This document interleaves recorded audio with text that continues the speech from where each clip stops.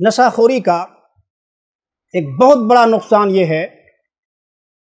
کہ جو بھی آدمی نشہ کرتا ہے، نشہ کرنے والے کے اکثر بچے منشیات کے عادی ہو جاتے ہیں،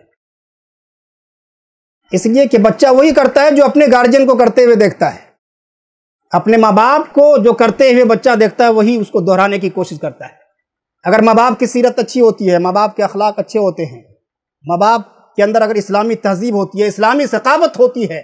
ماں باپ اگر سچ بولتا ہے تو اس کا بچہ بھی سچ بولتا ہے، اس کے بچے کے اندر بھی اسلامی تہذیب موجود ہوتی ہے، اس کے بچے کے اندر بھی اچھی سیرت موجود ہوتی ہے۔ لیکن اگر ماں باپ کے اخلاق اچھے نہیں ہوتے، ان کی سیرت اچھی نہیں ہوتی،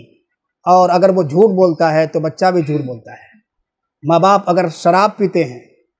تو بچے بھی اس کے عادی ہو جاتے ہیں، سگریٹ اگر ماں باپ پئیں گے تو اس کے بھی بچے بھی پئیں گے، کیونکہ بچوں کے ذہن و دماغ میں وہی اثرات ثبت ہوتے ہیں جو اپنے گھر والوں کو کرتے ہوئے دیکھتے ہیں۔ تو یہ بہت بڑا نقصان ہے نشہ خوری کا۔ نشہ خوری کا ایک بہت بڑا نقصان یہ ہے کہ نشہ انسان کے کریکٹر کو تباہ و برباد کر دیتا ہے، انسان کے کیریئر کو تباہ و برباد کر دیتا ہے۔ پڑھنے کا زمانہ تھا، نوجوانی کی عمر تھی، نشہ کی لت لگ گئی تو اس کی ساری پڑھائی چوپٹ ہو جایا کرتی ہے۔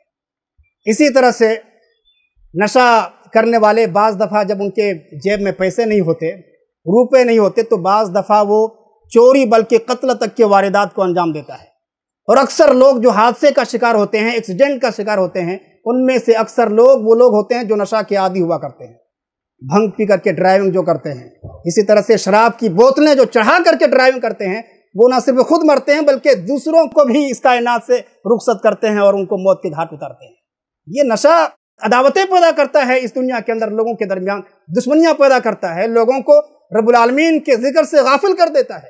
لہٰذا ہماری ذمہ داری ہے، آپ کی ذمہ داری ہے کہ اس کے نقصانات کو سمجھیں اور عام کریں، کتاب و سنت کو عام کریں، نبی اکرم جناب محمد رسول اللہ صلی اللہ علیہ وسلم کے پیغامات کو عام کریں۔ یہ ہماری ذمہ داری ہے، آپ کی ذمہ داری ہے۔ رب العالمین ہم تمام لوگوں کو کتاب و سنت پر عمل کرنے کی توفیق عطا فرمائے، ہم تمام لوگوں کو تمام قسم کے نشہ اور اشیاء سے بچائے، اور جب تک اس کائنات کے اندر زندہ رکھے، اسلام پر زندہ رکھے، اور جب خاتمہ ہو تو خاتمہ بالخیر ہو۔